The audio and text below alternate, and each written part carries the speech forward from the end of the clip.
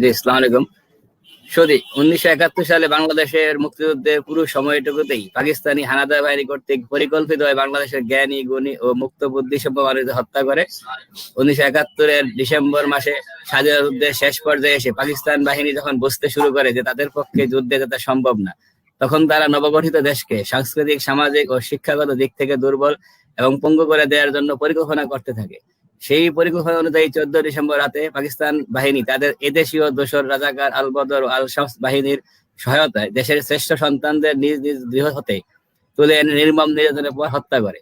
এই পরিকল্পিত গণহত্যাটি বাংলাদেশের ইতিহাসে বুদ্ধিজীবী হত্যাকাণ্ড নামে পরিচিত। বন্দী অবস্থায় বুদ্ধিজীবীদের বিভিন্ন বধ্যভূমিতে হত্যা করা হয়।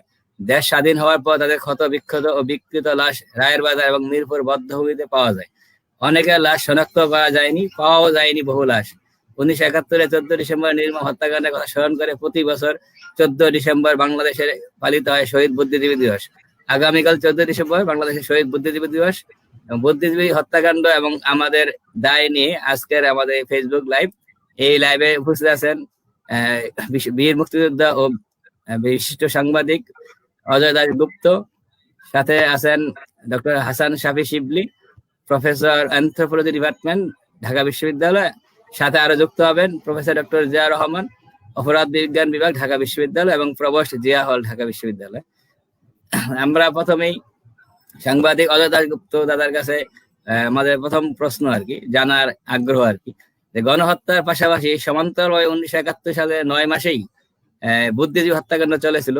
ভাষণিক বিখ্যাত আইনজীবী ধীরেন্দ্রনাথ দত্তকে 1971 সালের 29 মার্চ রাতে কুমিল্লার কুখ্যাত যুদ্ধাপরাধী অ্যাডভোকেট আব্দুল করিমের তত্ত্বাবধানে ছোট ছেলে দিলীপ কুমার দত্ত সহ ধীরেন্দ্রনাথ দত্তকে গ্রেপ্তার করা হয় এবং তাদেরকে ময়নামতি সেনানিবাসে নিয়ে নির্যাতন করে হত্যা করা হয়। অর্থাৎ মুক্তিযুদ্ধের শুরু থেকে নৈর্ব্যক্তিকভাবে বুদ্ধিজীবীদের হত্যা করতে থাকে, যদিও 10 ডিসেম্বর থেকে 14 ডিসেম্বর সেটি তীব্র আকার ধারণ করে।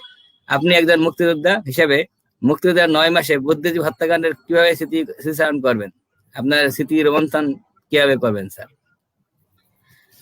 স্মৃতি যদি বলেন, মুক্তিযুদ্ধ, তার বিজয়, আনন্দ, গর্ব, নিজে অংশগ্রহণকারী ছিলাম। আমার পরিবারের আমার 2 ভাই, তারাও সরাসরি মুক্তিযুদ্ধে অংশ নিয়েছে, সশস্ত্র মুক্তিযুদ্ধে। আমার বড় বোনের স্বামী, তিনিও সরাসরি সশস্ত্র মুক্তিযুদ্ধে অংশগ্রহণ করেছে। আমার মাকে বরিশাল অঞ্চলের মুক্তিযোদ্ধার মা হিসেবেই 71 সালে সম্বোধন করত। সেটা খুবই গৌরবের বিষয় আমার জন্য। আজকের এই দিনে 71-এ যে 30 লাখ নারী, পুরুষ, শিশু আত্মাহুতি দিয়েছে, তাদের স্মৃতির প্রতি গভীর শ্রদ্ধা নিবেদন করছি। যারা নারী নির্যাতনের শিকার হয়েছেন, লাঞ্ছিত হয়েছেন, ধর্ষিত হয়েছেন, অন্যান্য ভাবেও যারা লাঞ্ছিত হয়েছেন, নির্যাতনের শিকার হয়েছেন, নিষ্ঠুর নির্যাতনের শিকার হয়েছেন, তাদের প্রতি দিনে আমার গভীর শ্রদ্ধা নিবেদন করছি। হ্যাঁ, আগামীকাল শহীদ বুদ্ধিজীবী দিবস। 30 লাখ মানুষ নিহত হয়েছে এবং পাকিস্তানিরা কিন্তু বঙ্গবন্ধু সমগ্র বাঙালির এই যে 71-এর 7ই মার্চ যখন বলেছেন 7 কোটি মানুষকে দাবায় রাখতে পারবে না, প্রকৃত অর্থে কিন্তু স্বাধীনতার চেতনায় তিনি এই 7 কোটি বা 7.5 কোটি জনসংখ্যা যেভাবেই ধরে তাদেরকে ঐক্যবদ্ধ করেছিলেন। 1971 সালের আগের বলা যায় যে প্রায় 25 বছর পাকিস্তান আমলে প্রথম দিন থেকে কিন্তু স্বাধীনতার জন্য লক্ষ্য স্থির করেছিলেন এবং তারই ধারাবাহিকতা ছিল কিন্তু তার পুরো এই 24 বছরের কর্মকাণ্ড। এবং বিস্ময়কর যে এই 24 বছরের মধ্যে অর্ধেকেরও বেশি সময় কিন্তু ছিলেন পাকিস্তানের কারাগারে। এবং এই কারা নির্যাতন তার স্ত্রী বেগম ফজিলাতুন্নেসা মুজিব, বঙ্গমাতা হিসাবে যাকে সম্মানের দৃষ্টিতে আমরা দেখি, স্মরণ করি, শ্রদ্ধা জানাই, তিনি একবার বলছিলেন, জেলে থাকা আপত্তি নেই, স্বাস্থ্যের দিকে নজর রেখো। আর বঙ্গবন্ধু 1952 সালের 14 জুন সোহরাওয়ার্দী সাহেবকে একটা চিঠি লিখেছিলেন I have born to suffer. কষ্ট সহ্য করার জন্যই আমার জন্ম হয়েছে, কাজে আমার শরীর নিয়ে বেশি চিন্তা করবেন না। বাঙালিকে তিনি ঐক্যবদ্ধ করেছিলেন, তার মধ্যে ছাত্র, তরুণ, ছাত্রী, শিক্ষক, অন্যান্য পেশাজীবী, শ্রমিক, কৃষক, দিনমজুর, ক্ষেতমজুর, নারী, পুরুষ, শিশু সবাইকেই কিন্তু তিনি স্বাধীনতার মন্ত্রে দীক্ষিত করেছেন। কাজে পাকিস্তানি সেনাবাহিনী যে ৭১-এ গণহত্যা পরিচালনা করেছিল, তারা কিন্তু তাদের শত্রু ছিল সবাই, কিন্তু তার মধ্যে আজকে যে আলোচনার বিষয় নির্ধারণ করেছেন বুদ্ধিজীবী, অর্থাৎ জনগণকে যারা সচেতন করেন, শিক্ষিত করেন, সেই বুদ্ধিজীবীদেরকে পাকিস্তানিরা সব মানুষকে, সব বাঙালিকেই তাদের শত্রু চিহ্নিত করেছিল, কিন্তু বিশেষভাবে তারা বুদ্ধিজীবীদের উপরে ক্ষিপ্ত ছিল, ক্রুদ্ধ ছিল, তাদেরকে বিনাশ করতে চেয়েছিল। এবং সেই কারণেই আপনি ধীরেন দত্তের কথা বলেছেন ২৯শে মার্চ, কিন্তু ২৫শে মার্চ রাতেই ঢাকা বিশ্ববিদ্যালয়ের দর্শন বিভাগের অধ্যাপক জগন্নাথ হলের আমার সময় প্রাধ্যক্ষ ছিলেন ডক্টর জ্যোতির্ময় গুহঠাকুরতা, আন্তর্জাতিক খ্যাতিসম্পন্ন দার্শনিক, তাকে হত্যা করে। সেই রাতেই জগন্নাথ হলে আমি যখন ছাত্র ৭১-এ, তখন প্রাধ্যক্ষ প্রভোস্ট ছিলেন ডক্টর জ্যোতির্ময় গুহঠাকুরতা, তাকে গুলি করে এবং ২৯শে মার্চ মৃত্যু হয়। সেই ২৫শে মার্চ রাতেই কিন্তু অধ্যাপক মনিরুজ্জামানকে হত্যা করে এবং আরো অনেককে। এই ২৫শে মার্চ ভোর বেলা, শেষ রাতে বা সকালেই ঢাকা বিশ্ববিদ্যালয়ের মধুর ক্যান্টিনের মধুসূদন দে তাকে, তার স্ত্রীকে, তার পুত্র পুত্রবধূকে হত্যা করে। এবং সেটা কি অপরাধ ছিল? মধুর ক্যান্টিনের একটা চা সিঙ্গারা বিক্রি করত, এর বেশি তো তার পরিচয় থাকার কথা না। কিন্তু যেহেতু তার মধুর ক্যান্টিনে বসে ছাত্র নেতারা রাজনীতি আলোচনা করে, স্বাধীনতার পক্ষে সিদ্ধান্ত নেয়, কিভাবে কর্মসূচি হবে সেগুলো চূড়ান্ত করে, এবং মধুর ক্যান্টিনের মধুদা তাকে এই সব গোপন খবর দেওয়ার জন্য পাকিস্তানি সরকার বিভিন্ন সময়ের বা সামরিক বাহিনী চেষ্টা করেছে, তিনি রাজি হননি।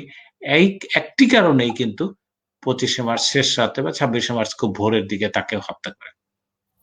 কাজী বুদ্ধিজীবী হত্যা সেটা কিন্তু ওই ডিসেম্বর যেটা বললেন তা না, ২৫শে মার্চ থেকে শুরু হয়েছে এবং সারা বছর ধরে চলেছে।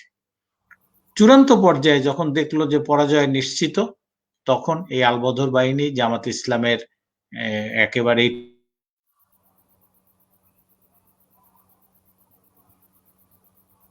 তো অনেককে গ্রেপ্তার করা হয়েছে, সর্দার ফজলুল করিম সহ এরকম অনেককে আটক করে কারাগারে মাসের পর মাস রেখে নির্যাতন করা হয়েছে।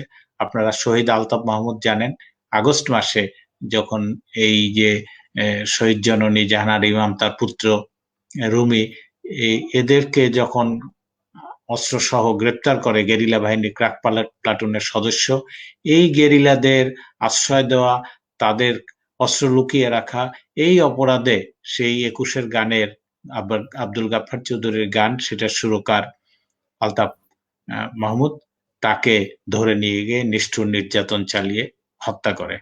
এবং শুধু ঢাকায় না, সারা দেশেই কিন্তু যাদেরকে তারা মনে করেছে এই যে ছাত্র তরুণদের বা জনগণকে বঙ্গবন্ধু যেমন অনুপ্রাণিত করছেন, উদ্বুদ্ধ করেছেন স্বাধীনতার জন্য, তেমনি এদেরকে, যেমন আমরা ভাষা আন্দোলনের সময় দেখেছি রণেশ দাশগুপ্ত, তারপরে অজিত গুহ, মুনির চৌধুরী, এই প্রজন্ম এই যে ধাপে ধাপে আমরা অগ্রসর হয়েছি স্বাধীনতার জন্য, সেই স্বাধীনতার মন্ত্রে জনগণকে, ছাত্র তরুণদেরকে বিশেষভাবে দীক্ষিত করেছেন যারা, সারা দেশে এরকম শত শত মানুষকে তারা হত্যা করে। আমরা কিছুটা স্বস্তি পাই স্বাধীনতার ৫০ বছরের প্রান্তে এসে।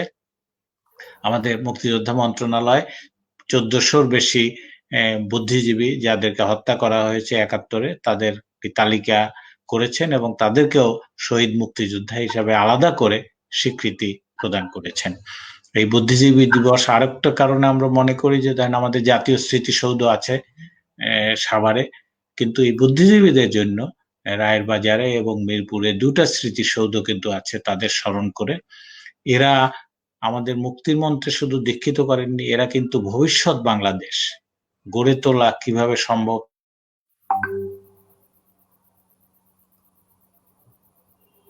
বাংলাদেশ সরকার যখন বঙ্গবন্ধুর নির্দেশে 1 মার্চ থেকে কার্যত একটি বিকল্প সরকার পরিচালনা করেছে, তার অর্থনৈতিক নীতি কি হবে, সামরিক বাহিনী এক একটা হুকুম দিচ্ছে, নির্দেশ জারি করছে, সেগুলোর পাল্টা কি হবে,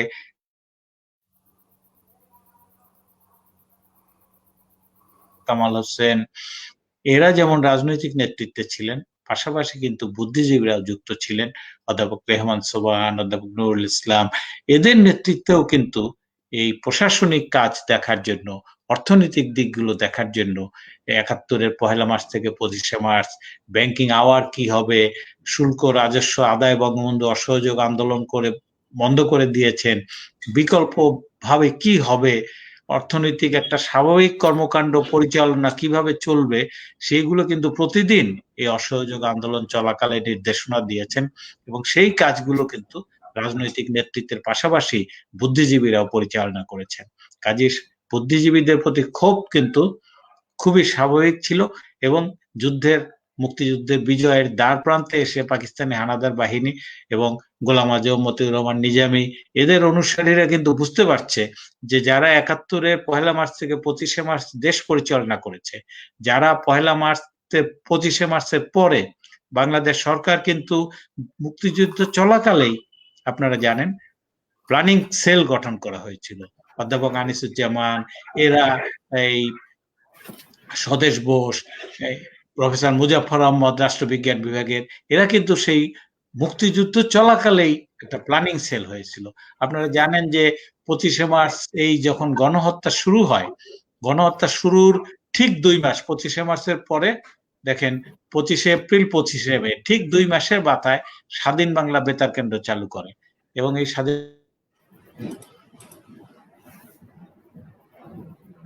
কেন্দ্রের সমস্ত শিল্পী, কলাকুশলীর শিল্পী, সঙ্গীতজ্ঞ থেকে শুরু করে, খবর পাঠক থেকে শুরু করে সবই ছিল কিন্তু বাংলাদেশের তরুণ প্রজন্ম।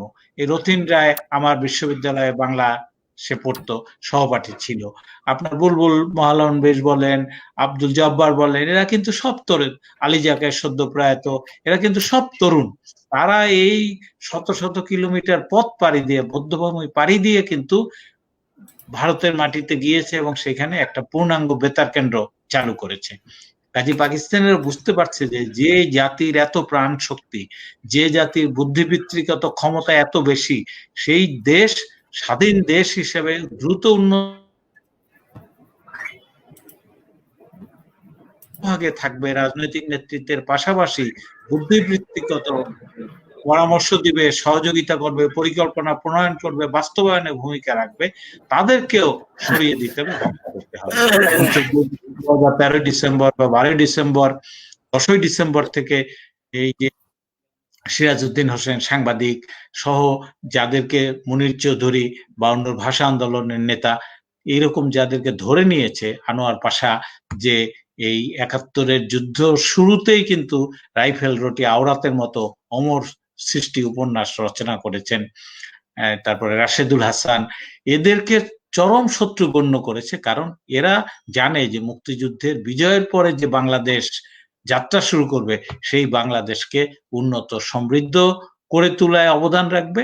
সেই কাজটি যাতে না পারে, তারা যেমন চেয়েছিল যে একটা বাস্কেট কেস হিসাবে থাকবে বাংলাদেশ, তারা যেমন চেয়েছিল তলাবিহীন ঝুড়ি হিসাবে থাকবে, সেই পরিকল্পনার অংশ হিসাবেই এদেরকে বছর জুড়ে বিশেষভাবে টার্গেট করে করে হত্যা করে, পাশাপাশি গণহত্যা পরিচালনা করে। কিন্তু তাদের হিসাবে গুরুতর ভুল হয়েছিল।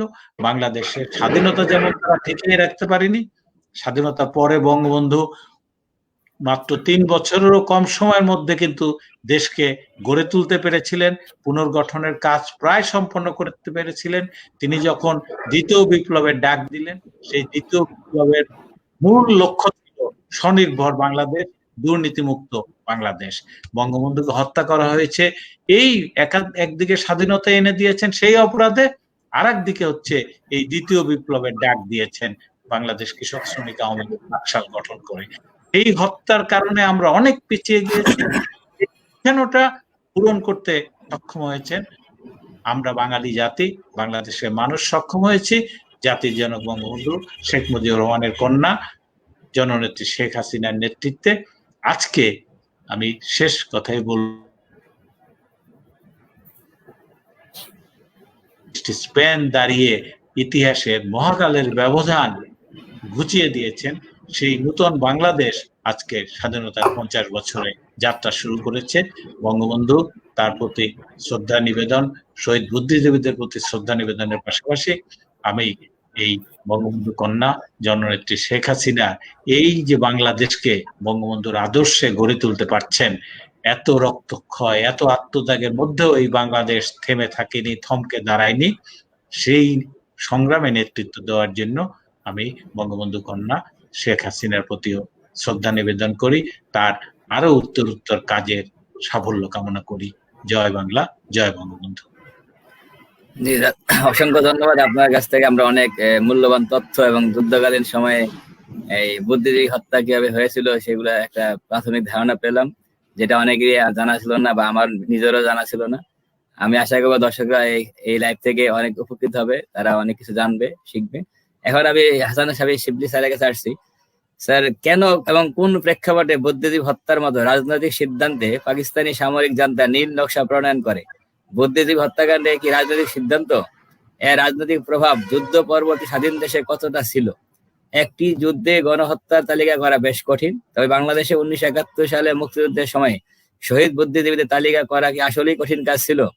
স্বাধীনতার 50 বছর এসেও কি কেন সরকারি দলিল, সরকারি তদন্ত হলো না? এটি কি এখন করা অসম্ভব? কতগুলো প্রশ্ন একসাথে আপনি আপনার মতো স্যার যদি ডিসকাস করেন। ধন্যবাদ জিসান। আমরা আসলে অজয়দার আলোচনা থেকে অনেকগুলো তথ্য পেলাম, এবং আজকে আমরা যে সময় এই আলোচনাটা করছি এটা একটা বিশেষ সময় বাংলাদেশের ইতিহাসে। আমাদের স্বাধীনতারও প্রায় 50 বছর আমাদের পার হতে, আমরা অ্যাপ্রোচিং। আবার আমাদের সবচেয়ে বড় আমাদের বঙ্গবন্ধু জন্ম শতবার্ষিকীর সময়। তো আমাদের এই স্বাধীনতার যুদ্ধে যারা আত্মত্যাগ করেছেন এবং আমাদের নেতৃত্ব দিয়েছেন এবং যারা যুদ্ধে অংশগ্রহণ, সবার প্রতি আমার কৃতজ্ঞতা। সবাইকে স্মরণ করে আমি দুটো আলোচনা করার চেষ্টা করব। এবং প্রথমে যেটা আপনার আসলে প্রশ্নগুলো কয়েকটা অংশ, তো আমি আমার মতো করে একটু আলোচনা করি, পরে আবার আমি না হলে কোনো কিছু মিস করলে আমি সেটা কভার আপ করার চেষ্টা করব। প্রথমে যেটা, যে আমাদের বুদ্ধিজীবী হত্যাকাণ্ড, এটা একটা খুবই পরিকল্পিত একটা হত্যাকাণ্ড, এবং এই ধরনের প্ল্যান বা অর্গানাইজড অ্যাসাসিনেশন এটা পৃথিবীর ইতিহাসে আপনার বিভিন্ন সময়ে দেখা গেছে। বিশেষ করে প্রথম বিশ্বযুদ্ধের পরে কিছু হয় আপনার, মানে কনভেনশন ছিল, কিন্তু এর মানে দ্বিতীয় বিশ্বযুদ্ধের সময় আমরা বিশেষ করে আমরা পোল্যান্ডে যদি দেখি, ওখানেও একটা বড় এরকম ধরনের অ্যাসাসিনেশন হয়, যেখানে খুব প্ল্যান ওয়েতে ইন্টেলেকচুয়ালসদেরকে হত্যা করা হয়। আমাদের বাংলাদেশের কনটেক্সটে যদি আমরা আসি, এখানে আমি বলবো যে আমাদের যেমন আমাদের যে বাঙালি ন্যাশনালিজম, এবং আরেকটা হচ্ছিল যে আমাদের আমরা যখন মানে ব্রিটিশ এম্পায়ার থেকে আমরা স্বাধীনতা নিয়ে আমরা আলাদা হই, মানে কলোনিয়াল যেই পিরিয়ড, সেটা শেষে আমরা একটা পোস্ট কলোনিয়াল স্টেটে আসি, যেটা হচ্ছিল পাকিস্তান, এবং based on east and west Pakistan.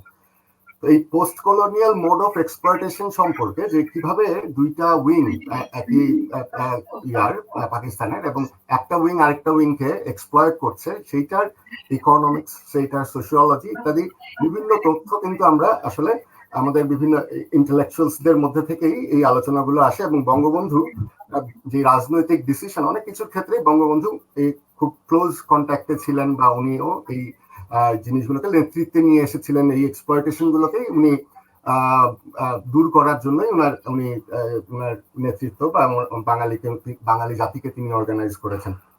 এবং একই সাথে আমাদের যেই এই পোস্ট কলোনিয়াল এক্সপ্লয়টেশন, আরেকটা হচ্ছে আমাদের যেই বাঙালি আপনার আইডেন্টিটি এবং আমাদের যেই এথনিসিটি, আমাদের সেই বাঙালি এথনিসিটি এবং আমাদের এই বাঙালি জাতির সেই পরিস্থিতি নির্মাণ এবং বিনির্মাণ, এটা আপনার এই ক্ষেত্রেও কিন্তু আমাদের ঢাকা বিশ্ববিদ্যালয় এবং বাংলাদেশের ইন্টেলেকচুয়ালসদের একটা একেবারে আপনার প্রাইমারি থেকে লেভেল থেকে শুরু করে বিভিন্ন প্রফেশনাল সেক্টরগুলো, সব জায়গাতেই কিন্তু এই বাঙালি আইডেন্টিটি যে লালন ছিল, সেটাও কিন্তু অনেক ক্ষেত্রে এখানে ইন্টেলেকচুয়ালসদেরও অনেক কন্ট্রিবিউশন ছিল, যেটা আপনার যখন ফাইনালি 71-এ আসে তখন আপনার এই পুরনো ক্ষোভ যেগুলা সেগুলা থেকে আপনার বলা যেতে পারে যে তাদের এই হত্যাকাণ্ডের একটা প্ল্যানিং ছিল।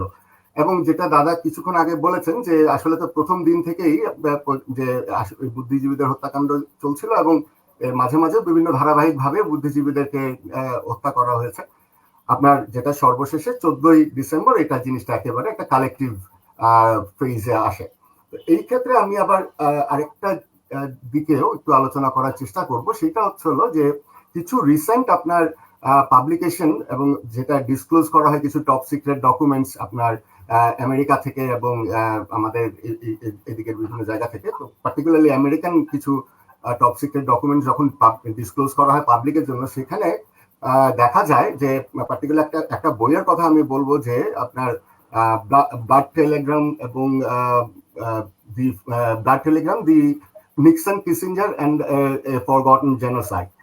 এই বইগুলোতে যেটা দেখা যায় যে পাকিস্তানের যে কমিউনিকেশন ছিল আমাদের বাংলাদেশের তখনকার গভর্নরের সাথে এবং আর্মি যে নিয়াজি তাদের সাথে, তাতে তারা কিন্তু 9 তারিখেই আপনার মোটামুটি একটা কনক্লুশনে আসে যে এখানে আর আপনার বেশি দিন তারা থাকতে পারবে না এবং সারেন্ডার করা বা একটা নেগোসিয়েশন পলিটিক্যাল সলিউশনের জন্য এখানকার গভর্নর তখন ওয়েস্ট পাকিস্তানে মেসেজ দেয়। তো এবং সেটার পরিপ্রেক্ষিতে মানে একটা অ্যাফার্মেটিভ কনফার্মেশনও আসে ইয়াহিয়া খানের কাছ থেকে। কিন্তু তার পরপরই 11 তারিখে হঠাৎ করেই ইয়াহিয়া খান এখানে করেন যেটা পজিশন হোল্ড করতে, কারণ তারা 10 তারিখে অলরেডি ইউএন রিপ্রেজেন্টেটিভকে আপনার রিকোয়েস্ট করেছিল একটা আলোচনার মাধ্যমে এটার একটা পলিটিক্যাল সলিউশন এবং সারেন্ডার করার ব্যাপারে। তো 11 তারিখে আবার তখন তারা এই জিনিসটাকে আপনার হল্ট করে যে ফার্দার ডেভেলপমেন্ট না করে, কারণ সেখানে ইয়াহিয়া খান বলছে যে আমাদের ফ্রেন্ডদের কাছ থেকে আমরা কিছু পজিটিভ মুভ আশা করছি, সুতরাং তোমাদের পজিশনটা তোমরা আপাতত স্টেবল রাখো।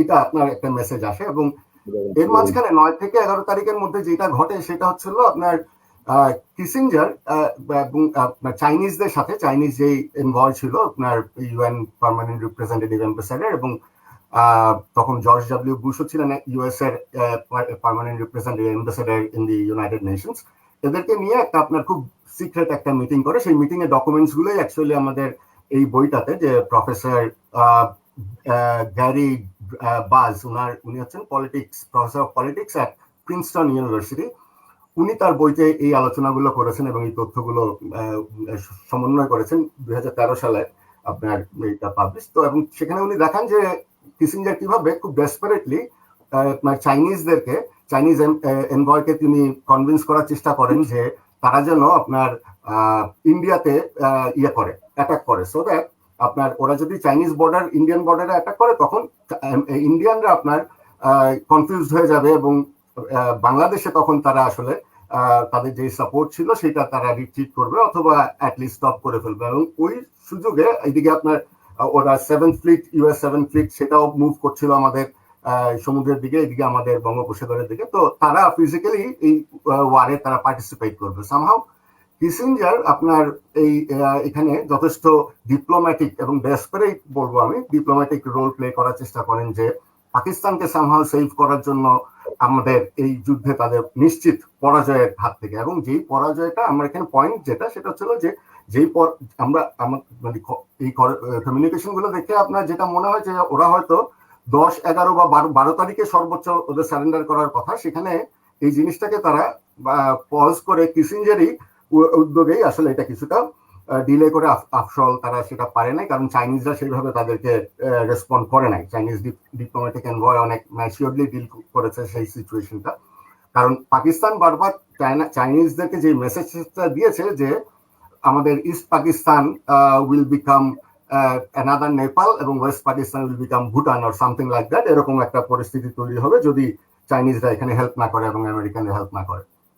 তো আমি যেটা বলতে চাচ্ছি সেটা হচ্ছিল যে এই ঘটনাটা বুদ্ধিজীবী হত্যাকাণ্ড যে 14 তারিখে, আসলে 14 তারিখ পর্যন্ত আমাদের এই যুদ্ধটা চলারই হয়তো কথা ছিল না, কারণ আমাদের তখন যেই 9 তারিখের দিকেই তারা কিন্তু অলরেডি 10 তারিখে আপনার ইউএন রিপ্রেজেন্টেটিভকে আপনার এখান থেকে চাইনিজ মানে পাকিস্তানের যে গভর্নর উনি আপনার একটা মোটামুটি সারেন্ডারের একটা সুর উনি তুলে ধরেছেন আর কি। তো এটাকে আরো ডিলে করা এবং আপনার এই বুদ্ধিজীবী হত্যাকাণ্ডের যে সময়টা এবং স্পেসটা তৈরি করা, সে তার পিছনে কিন্তু শুধু আমাদের এখানে যে লোকাল যারা আছে এরা তো আছেই, একই সাথে এটা আন্তর্জাতিক বিভিন্ন প্রেক্ষাপট বা এখানে আন্তর্জাতিক অনেক ধরনের আপনার ইয়েও ছিল। তো এরকম একটা পরিস্থিতিতে আসলে আমাদের এই 14 তারিখে ফাইনাল যে বুদ্ধিজীবী হত্যাকাণ্ড, যেটা ইতিহাসে অত্যন্ত জঘন্যতম একটা হত্যাকাণ্ড, এবং এই বুদ্ধিজীবী হত্যাকাণ্ড আপনি যেটা বলেছেন যে এটার প্রভাবটা সুদূর প্রসারী আমাদের। আপনি ইভেন আপনি এখনো দেখেন আমাদের শিক্ষার দিকে, শিক্ষা ব্যবস্থা আমাদের একটা দেশের জাতির ব্যাকবোন, যেই জাতির নেতৃত্বেরও একটা আপনার দিক নির্দেশনা আসে এই ইন্টেলেকচুয়ালদের কাছ থেকে, বিভিন্ন সেক্টরে যারা প্রফেশনাল আছে তাদের কাছ থেকে। এই টোটাল আপনার জিনিসটাকে ডিস্ট্রয় করে ফেলার জন্য এই নীল নকশাটা প্রণয়ন করা হয়েছে আমাদের বাঙালি জাতিকে। তারা যারা সেই সময়ে যারা নেতৃত্ব দিচ্ছিলেন এবং তাদের বিভিন্ন অমর সৃষ্টি, সেগুলো আজ পর্যন্ত আপনি দেখেন যে আমাদের অনেক সুন্দর সুন্দর এবং ওনাদের লেখা, ওনাদের সৃষ্ট শিল্প মাধ্যমে ওনাদের কন্ট্রিবিউশন, যেটা থেকে কিন্তু আমরা বঞ্চিত হয়েছি। আফটার অল এই 14ই ডিসেম্বরের ফাইনাল যে ঘটনাটা, তাহলে আমরা হয়তো আরো অনেক তাদের কাছ থেকে গাইডলাইন্স, বিশেষ করে ন্যাশনাল লেভেলে আমাদের ভবিষ্যৎ সম্পর্কে অনেক ধরনের গাইডলাইন্স, এবং শুধু তাই না, একই সাথে উনারা কিন্তু উনাদের যে পরবর্তী জেনারেশনকে ট্রেন্ড আপ করারও একটা স্কোপ পেতেন। তাদের সান্নিধ্যে থেকে অনেকে কিন্তু অনেক কিছু শিখতে পারতো। তারাও আবার এরপরে জেনারেশনে যে তারাও হয়তো নেতৃত্বে আসতে পারতো। এই টোটাল একটা জেনারেশনকে তারা ধ্বংস করে ফেলেছে। এটা একটা জেনারেশন মাঝখান থেকে আপনার ইন্টেলেকচুয়াল জেনারেশন আমি বলবো, যেটা আমাদের ইতিহাসে এটা হচ্ছে আমাদের কাছ থেকে স্টোলেন।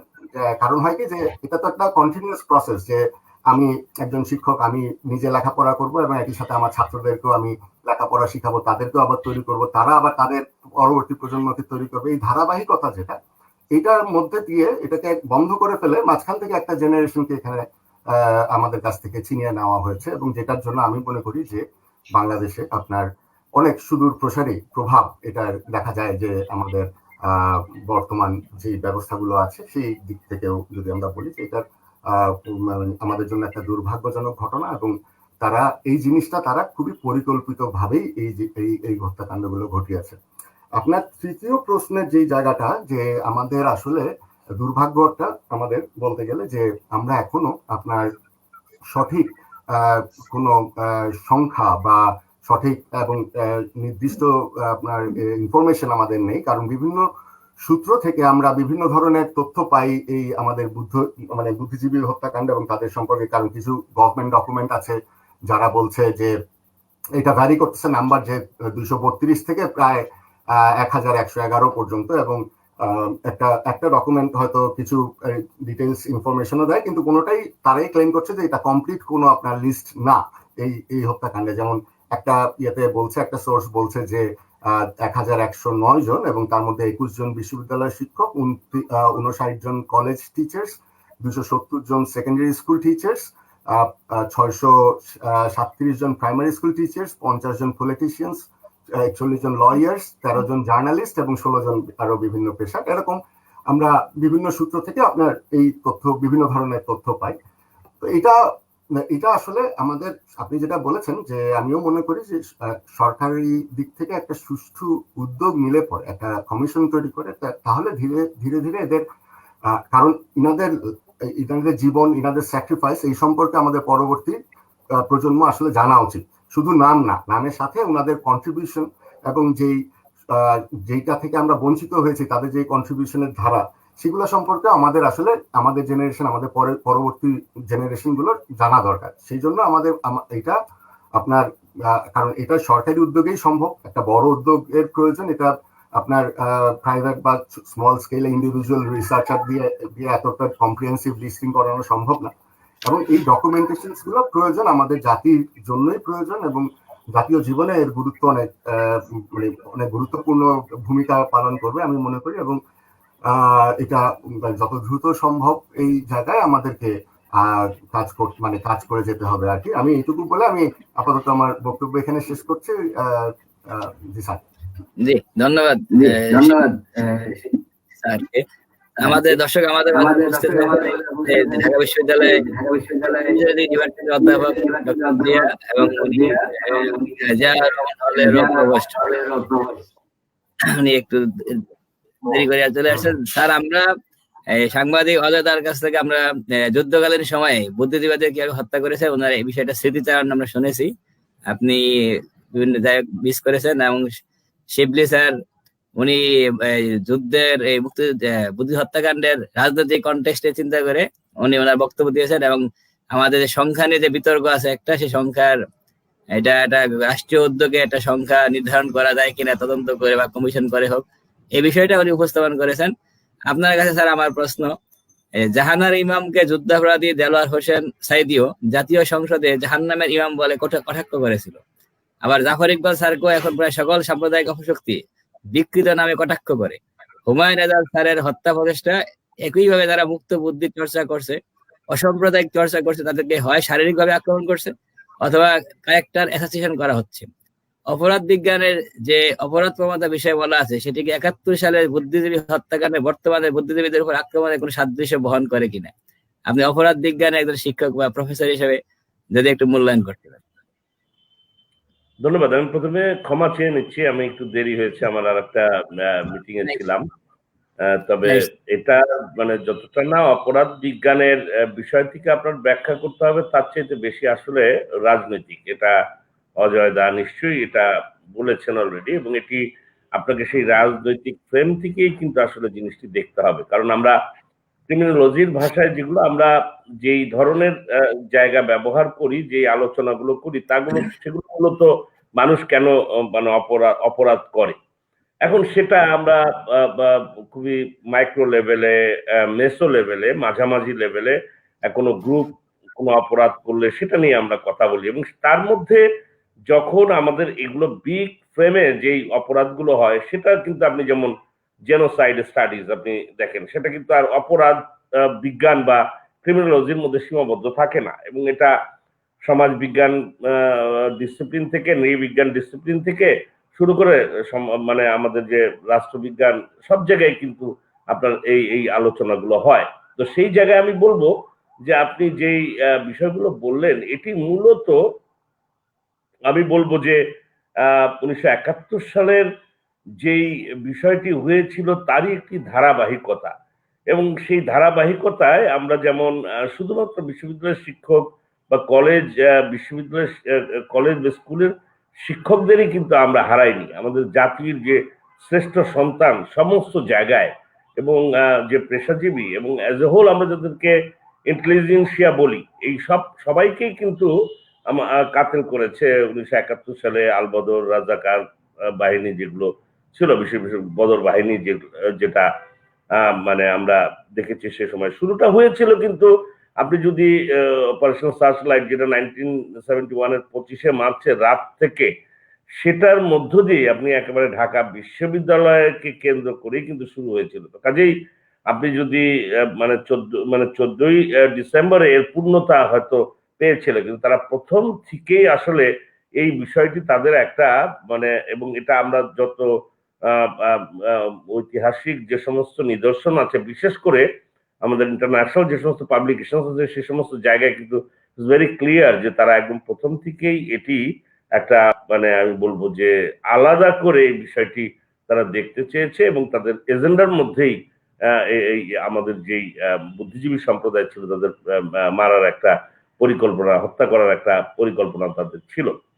এবং এটা রাজনৈতিক বলছি এই কারণে যে এটা তো আর 1972 থেকে 75-এর মধ্যে তো আর এই ঘটনা ঘটেনি, কিংবা তারও আগে যদি আপনি যান, সেই সময়ও কিন্তু আসলে যখন মানে 1971 সালের আগেও যদি যান, তখনও কিন্তু আপনার এই মুক্ত বুদ্ধির চর্চা বলেন আর সায়েন্টিফিক অ্যাক্টিভিটিস বলেন, সেগুলোর মধ্যে কিন্তু ঠিক এই লেভেলে আপনার এই বিষয়টি ছিল না। কাজেই 1975 সালের বঙ্গবন্ধু হত্যার মধ্য দিয়ে যে পুরো ডায়নামিক্সটা চেঞ্জ হয়ে গেল, রাজনৈতিক ডায়নামিক্স, সেখানে কিন্তু আপনি যদি খেয়াল করে দেখেন যে একেবারে প্রাতিষ্ঠানিকভাবে আপনার কনস্টিটিউশনের আপনার যে প্রভিশন 38 যেটা সেকশন, সেটাকে চেঞ্জ করে দিয়ে আমাদের 4টা যে নিষিদ্ধ রাজনৈতিক দল, যেগুলো 71 সালে নিষিদ্ধ করা হয়েছিল, এবং এটা ধর্মভিত্তিক রাজনৈতিক দল, তাদেরকে এই দেশে কিন্তু আসলে রাজনীতি করার সুযোগ দেওয়া হয়েছিল, এবং তারাই কিন্তু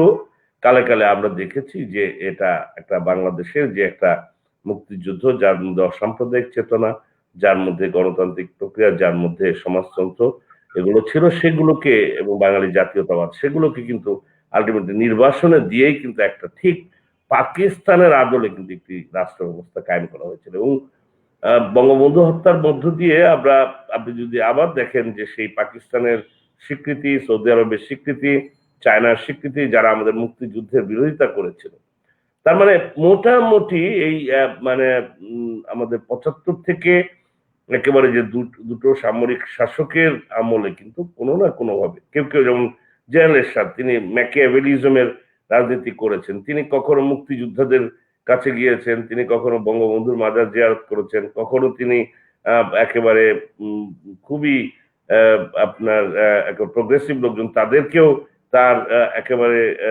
কবিতা অঙ্গনে নিয়ে গেছেন। আবার তিনি এই রাইটিস্ট ফোর্স যেগুলো আছে তাকেও করেছেন, এবং তার জীবনের মানে একেবারে যখন তার ক্ষমতা শেষ হয়ে যায় তখনও সে কিন্তু একটা রায়ট বাঁধানোর চেষ্টা করেছিল। আপনার 90-এর গণ অভ্যুত্থানের পরপর আপনার সেই সময় আমাদের পুরন ঢাকায় রায়ট বাঁধানোর চেষ্টা, হিন্দু মুসলমান বাবরি মসজিদকে কেন্দ্র করে। তো কাজেই আমি বলবো যে এটা আসলে যে 75 সালে আমাদের যে বঙ্গবন্ধুর হত্যাকাণ্ড, এবং তার মধ্যে যে ইন্টারন্যাশনাল পলিটিক্স, লোকাল যে পলিটিক্স, এবং মিলিটারি শাসকদের যে অ্যাম্বিশন, তাদের সমস্ত কিছু একত্র করে এখানে একটা ইসলামাইজেশন। এবং এই ইসলাম, আমি বারবার একটা কথা বলি, আপনার ধর্ম তো সাধারণ মানুষের এটা বিশ্বাসের জায়গা, এবং এই ধর্মটা, আমি যেহেতু একাডেমিক জায়গা থেকে এই কথাগুলো বলি, আমরা ছোটবেলার থেকেই কিন্তু ধর্ম কর্ম পালন করে এসেছি। একদিকে আমরা মানে ঈদ উৎসব পালন করছি, আমরা রোজা রাখছি, নামাজ পড়ছি, আবার কিন্তু আমরা যে মানে হিন্দু ধর্ম বা আদার্স যে ধর্ম, যে ক্রিসমাস, এ সমস্ত জায়গায় কিন্তু মানুষের এই যে সৌহার্দ্যটা ছিল, সলিডারিটি এবং যে একটা কোহেশন, এটাই কিন্তু বাঙালি জাতির মুক্তিযুদ্ধের চেতনার মূল জায়গা ছিল। সেই জায়গাটি আপনার 75-এ যেহেতু খুবই একটা অর্কেস্ট্রেটেড ওয়েতে এই একটা মানে এই ধরনের শক্তিকে সামনে নিয়ে আসা, এবং তারপরে আমরা ধারাবাহিকভাবে আমরা দেখেছি যে যার নাম উচ্চারণ করলেন আপনি, তারা কিন্তু ধারাবাহিকভাবে এমনকি পার্লামেন্টে গিয়েছেন, মন্ত্রী হয়েছেন এর মধ্য দিয়ে। এবং এটা আপনি মিশেল ফুকো একটা যে কথাটি তিনি বলেছিলেন যে আসলে একটা রেজিম, একটা ডিসকোর্স কিন্তু তৈরি হয়, একটা ন্যারেটিভ তৈরি হয় একটা রেজিমের তার অ্যাক্টিভিটিস এর মধ্য দিয়ে। তো কাজেই আপনি বঙ্গবন্ধুর জীবদ্দশায় 72 থেকে 75 পর্যন্ত এই রেজিম যারা ছিল, তারা আমাদের মুক্তিযুদ্ধের চেতনা এবং মুক্তিযুদ্ধকে কেন্দ্র করেই তার ডিসকোর্স তৈরি হয়েছে। ফলে আমরা সকালবেলা উঠেই আমরা সেই মুক্তিযুদ্ধের গান শুনতাম একেবারে রেডিওতে, আমার এখনো মনে আছে। ঠিক একইভাবে আমাদের সমস্ত অ্যাক্টিভিটিস এর মধ্যে আমাদের এই বীরাঙ্গনা থেকে শুরু করে বঙ্গবন্ধু তাদের মা হিসেবে স্বীকৃতি দিয়েছিলেন, এগুলো সব কিন্তু হারিয়ে যায়। মানে একটা নতুন দেশের মধ্যে আমরা প্রবেশ করি, যেখানে একেবারে রাইটিস্ট এবং একটা উগ্র আপনার ফান্ডামেন্টাল লিজমের যে জন্ম, সেটার কিন্তু জন্ম দেওয়া হয়, এবং সেটা ধারাবাহিকভাবেই সেটা চলেছে। এবং সেটা যে পলিটিক্যাল পার্টিগুলো সে সময় জন্ম নিয়েছে একেবারে মিলিটারি সেনা ছাউনির থেকে, সেই সেনা ছাউনির থেকে তারা জন্ম নেয়, তারা কিন্তু কোনো না কোনো ভাবে তাদের রাষ্ট্রযন্ত্রকে রাখার জন্য এটা করেছে। এবং তারও মজার ব্যাপার হচ্ছে যে ভেরি ইন্টারেস্টিংলি আমি এটা বলি যে ইউনাইটেড স্টেটস এর আপনি যদি এই মানে এটা দেখেন যে ইউনাইটেড স্টেটস কিন্তু 1971 সালে যা করেছে, 1974 সালে যে বঙ্গবন্ধু যে আমাদের এখানে যে দুর্ভিক্ষ হয়েছিল, তখন দুটো শর্ত দিয়েছিল যে তারা PL-480 আন্ডারে খাদ্য সাহায্য দিবে। একটি হচ্ছে কিউবায় পাট রপ্তানি করা যাবে না, আর একটা হচ্ছে যুদ্ধ অপরাধীদের বিচার করা যাবে না। এবং এই সোকল ইসলামিক লিবারেল ফোর্স, এটা মানে তখন যে কোল্ড ওয়ার ছিল, স্নায়ু যুদ্ধ ছিল, এই স্নায়ু যুদ্ধের জন্য সারা পৃথিবীতে তাদের এই মিলিটারি শাসকদের বসিয়ে এবং জাতীয়তাবাদী নেতাদের অনেক, এটা আমরা সবাই কম বেশি জানি। তো এটার সাথে ন্যাশনাল এবং ইন্টারন্যাশনাল এই চক্রটা যুক্ত ছিল বলেই কিন্তু তারা মডারেট ইসলামিক পার্টি, তাদের আপনারা দীর্ঘ সময় আমরা দেখেছি এই সমস্ত দূতাবাসে তাদের ডিনার বা লাঞ্চের দাওয়াত খেতে, অথবা একটা প্যাট্রোনাইজেশন, রাষ্ট্রের তরফ থেকে এক প্যাট্রোনাইজেশনটা ছিল। এবং একই সাথে, এবং এটাই দিনে দিনে এমন একটা অবস্থা হয়েছে, আওয়ামী লীগের কথাও আমরা বলি যে আওয়ামী লীগ নিয়েও কিন্তু সমালোচনা আছে, কিন্তু এটি কিন্তু আসলে দুর্ভাগ্যক্রমে আমি বলবো যে টিকেল ডাউন প্রসেসে এমন একটা জায়গায় পৌঁছে গেছে যে তাদেরকে বারবার ভোটের রাজনীতির জন্য কম্প্রোমাইজ করতে হচ্ছে। এবং তারই আসলে মানে আপনি যদি মানে এখন সেটারই একটা রিফ্লেকশন আমরা বঙ্গবন্ধুর এই যে ভাস্কর্য ভাঙা থেকে শুরু করে আপনার মুক্ত বুদ্ধির মানুষকে আক্রমণ থেকে শুরু করে সবকিছু কিন্তু সেই সেই সুতোয় গাঁথা।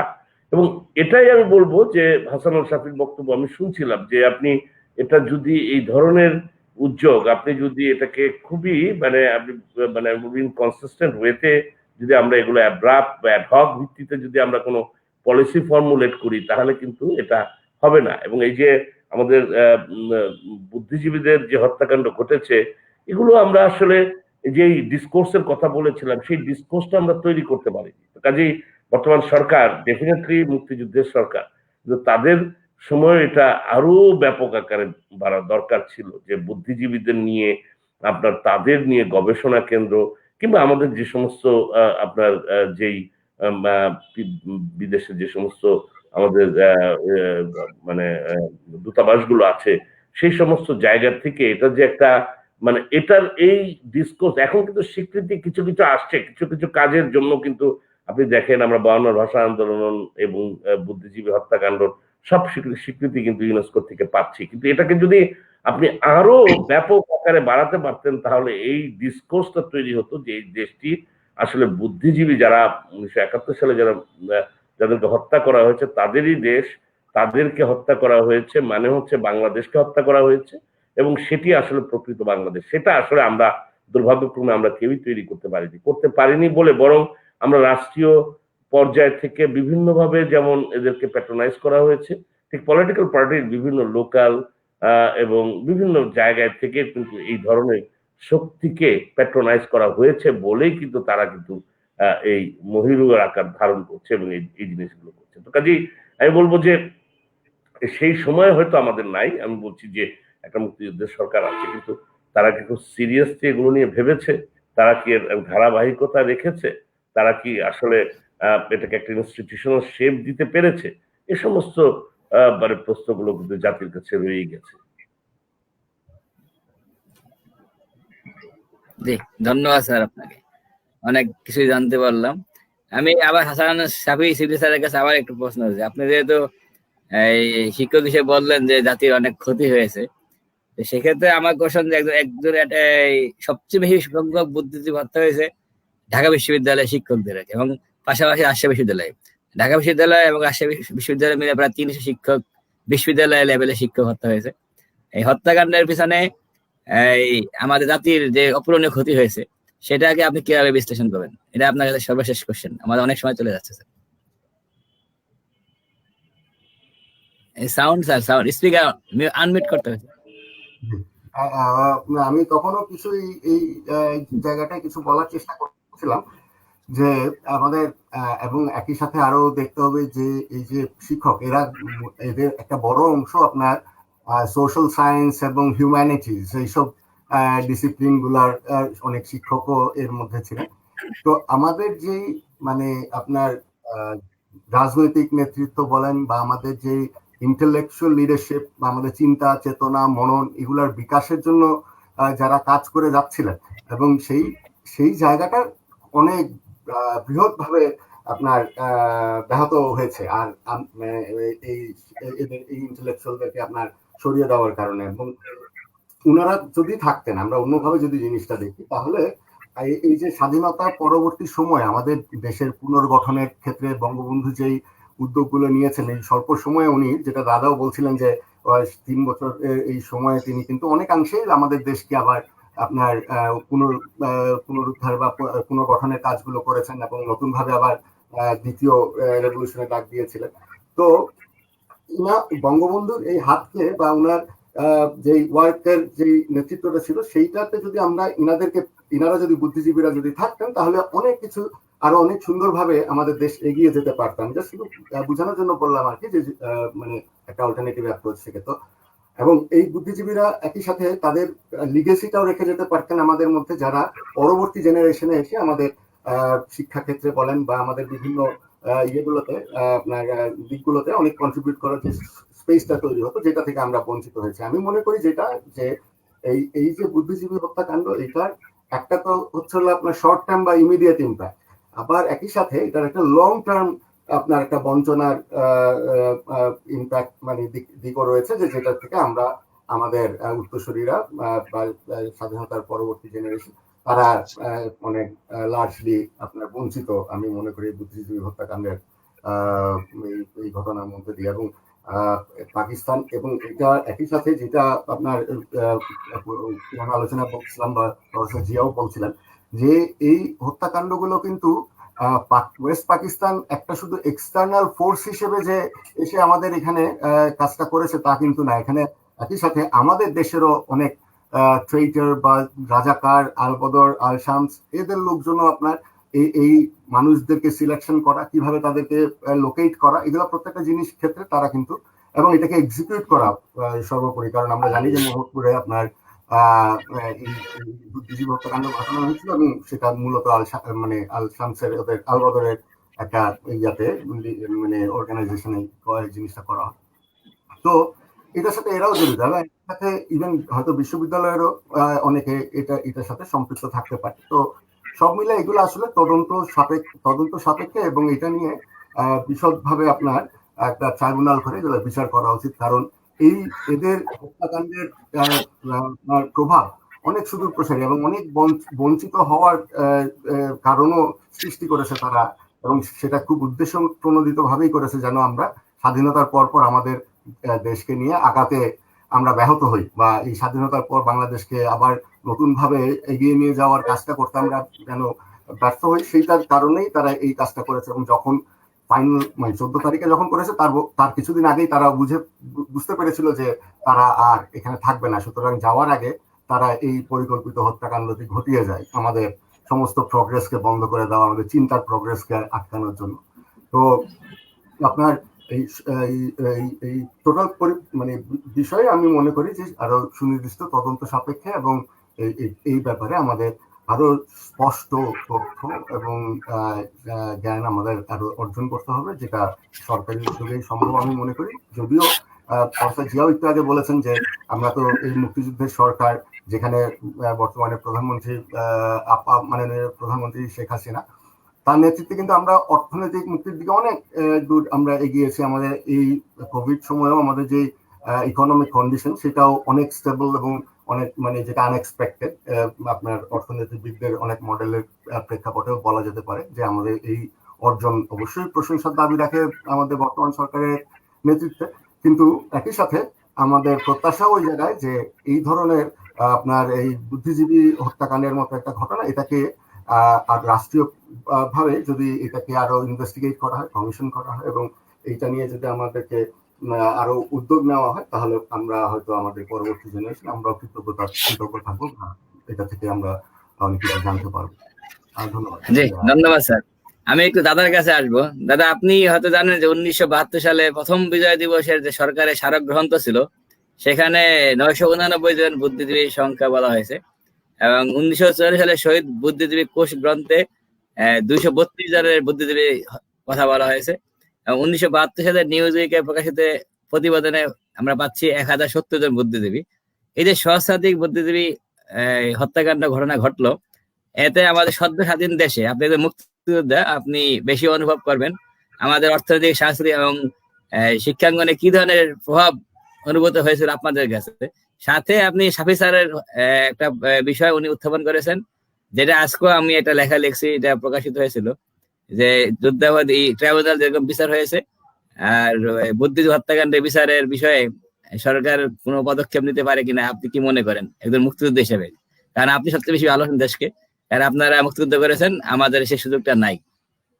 সব মিলে যদি আপনি একটা হলো যে বুদ্ধিজীবী হত্যার কিন্তু এই যে মানবতা বিরোধী অপরাধে বুদ্ধিজীবী হত্যাকাণ্ডে জড়িত বিশ্ববিদ্যালয়ের শিক্ষক, তাদের কয়েকজনের ফাঁসির দণ্ড হয়েছে, যদিও প্রধান দুজন যে তারা দেশের বাইরে রয়েছে, একজন ব্রিটেনে একজন আমেরিকায়, তাদের ফিরিয়ে আনার একটা চেষ্টা আছে। এই চেষ্টাটা আরো বাড়ানো দরকার। এক, সংখ্যাটা নিয়ে বললেন যে এটা আমাদের দেশেও দুর্ভাগ্য যে ঠিক একদম প্রকৃত সংখ্যাটা আমরা নিরূপণ করতে পারিনি। আর যেটা বললেন যে ক্ষতি, একটা তো ক্ষতি হয়েছে, এদেরকে আমরা হারিয়েছি। আর একটা দিক কিন্তু ছিল যেটা এখনো আলোচনাটা প্রাসঙ্গিক, সেটা হচ্ছে এই হত্যাকাণ্ড সংগঠিত করার পেছনে কিন্তু রাজনৈতিকভাবে জামাত ইসলাম, মুসলিম লীগ, নেজামে ইসলাম এই ধরনের দলগুলো যেমন ছিল, আবার স্বাধীনতার পরে যে মানে বঙ্গবন্ধু সরকার এইদের কিন্তু আমাদের সংবিধানে ৭২-এর সংবিধানে রাজনীতি করার অধিকারটাও, যেহেতু গণহত্যায় জড়িত এই দলগুলো, বুদ্ধিজীবী হত্যায় জড়িত, তাদের রাজনীতির অধিকারটা কেড়ে নিয়েছিল, যেটা জিয়াউর রহমান, বিএনপি, এরশাদ এরা ক্ষমতায় এসে এই ক্ষমতাটা, এই অধিকারটা তাদের আবার ফিরিয়ে দিয়েছে। আর বাঙালির রক্তে যাদের হাত রঞ্জিত, তাদের এই দেশে রাজনীতি করার অধিকার দিয়েছে। সেটা কিন্তু আর একটা ক্ষতি। আরো একটা ক্ষতির দিক ছিল কিন্তু, আপনি যেমন বললেন যে ঢাকা বিশ্ববিদ্যালয়, রাজশাহী বিশ্ববিদ্যালয় বা কৃষি বিশ্ববিদ্যালয় অনেক শিক্ষকের মৃত্যু হয়েছে, এটা যেমন একটি দিক। আর একটা দিক হচ্ছে কিন্তু এই বিশ্ববিদ্যালয়ে কিন্তু একদল শিক্ষক নামধারী, তারা কিন্তু তার সহকর্মীকে হানাদার বাহিনীর হাতে তুলে দিয়েছে। ঢাকা বিশ্ববিদ্যালয়ের উপাচার্য নিয়োগ করেছিল রাজশাহী বিশ্ববিদ্যালয় থেকে এনে সাজ্জাদ হোসেনকে, ইংরেজি শিক্ষক ছিলেন। তিনি কিন্তু পাকিস্তানি হানাদার বাহিনীর সহযোগী হিসেবে শুধু কাজ করেন নাই, পাকিস্তানি হানাদার বাহিনীকে অসৎ বুদ্ধি পরামর্শ দিয়েছেন কিভাবে এই বাংলাদেশের এই বুদ্ধিবৃত্তিগতভাবে বাংলাদেশকে নিঃশেষ করে দিতে হবে। শুধুমাত্র মানুষ মারবে না, এই মানুষকে যারা উদ্বুদ্ধ, অনুপ্রাণিত করে, সচেতন করে, নতুন নতুন অর্জনে বাংলাদেশকে উন্নত সমৃদ্ধ করায় যারা অবদান রেখেছে বা রাখতে পারে, তাদেরকে চিহ্নিত করে দেওয়ার কাজটা কিন্তু এই বিশ্ববিদ্যালয়ের কিছু শিক্ষক করেছে। ঢাকা বিশ্ববিদ্যালয়ে কিন্তু আপনারা জানেন যে স্বাধীনতার পরে একটা স্ক্রিনিং কমিটি হয়েছিল, কারা কারা পাকিস্তান হানাদার বাহিনীর সক্রিয় সহযোগিতা করেছে, এবং সেই সংখ্যাটা কিন্তু একেবারে কম না। রোকেয়া হলের প্রভোস্ট আক্তার ইমাম, উনি এটার মধ্যে ছিলেন। বাংলার অধ্যাপক দীন মোহাম্মদ, তারা এরকম কিন্তু বেশ কিছু সুপরিচিত মুখ, তারা এই হানাদার বাহিনীর সহযোগী হিসেবে কাজ করেছে, এবং তাদের অনেকের বিরুদ্ধে কিন্তু বঙ্গবন্ধু সরকার শাস্তিমূলক পদক্ষেপ গিয়েছিল। ঢাকা বিশ্ববিদ্যালয় কর্তৃপক্ষ, অন্যান্য বিশ্ববিদ্যালয়ের কর্তৃপক্ষ কিন্তু তাদেরকে শাস্তি দিয়েছিল। জিয়াউর রহমান ক্ষমতায় আসার সময় এদের সবাইকে আবার কিন্তু এই বিভিন্ন শিক্ষা প্রতিষ্ঠানের পুনর্বাসন করেছে।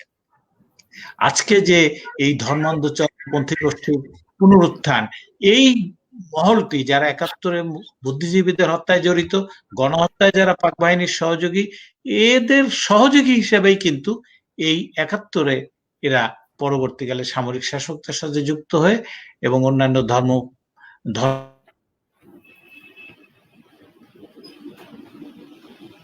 যে বঙ্গবন্ধু কিন্তু তার দীর্ঘ রাজনৈতিক জীবনে এই বুদ্ধিবৃত্তিগত অঙ্গনে যাদের বিচরণ, শিক্ষায়, সংস্কৃতিতে, নাচে, গানে, সাহিত্যকর্মে, সবার সঙ্গে একটা তার সম্পর্ক ছিল।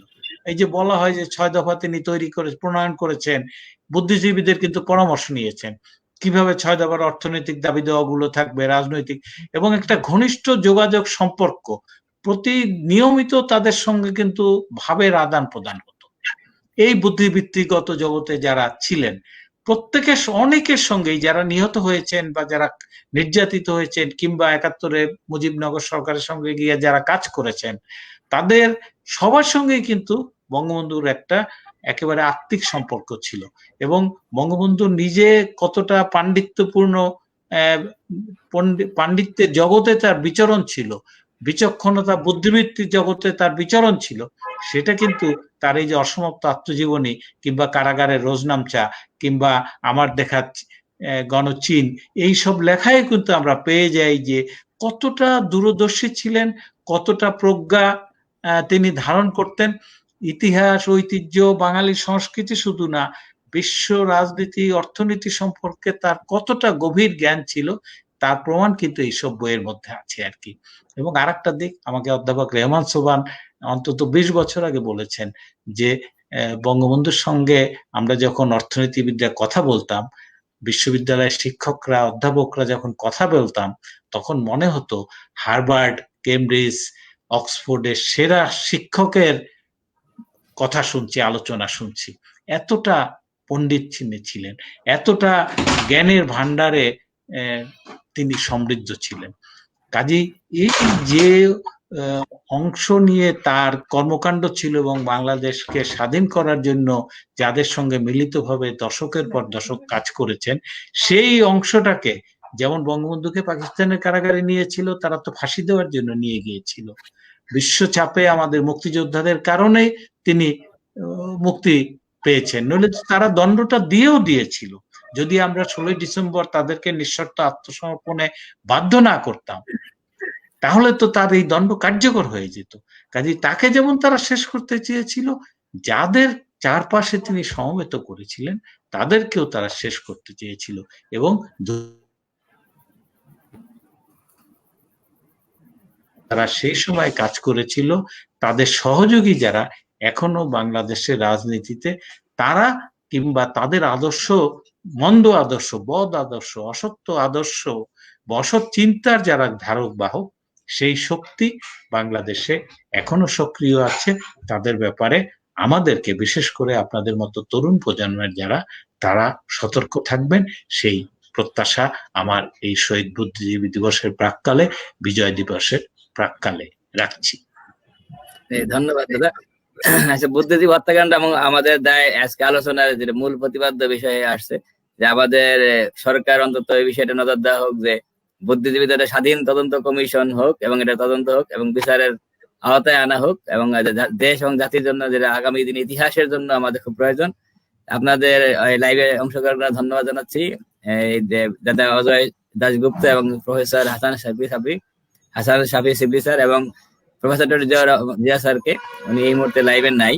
এবং আমি শেষ করতেছি শহীদ বুদ্ধিজীবীদের প্রতি স্মরণ করে, তাদের রুহের মাগফিরাত কামনা করে, পাশাপাশি মুক্তিযুদ্ধের সময়কালে সকল 30 লক্ষ মা বোনের ইজ্জতের বিনিময়ে আমাদের স্বাধীনতা, সকল মুক্তিযুদ্ধের প্রতি আমাদের শ্রদ্ধা জানিয়ে আমি আজকে অনুষ্ঠানটা শেষ করছি।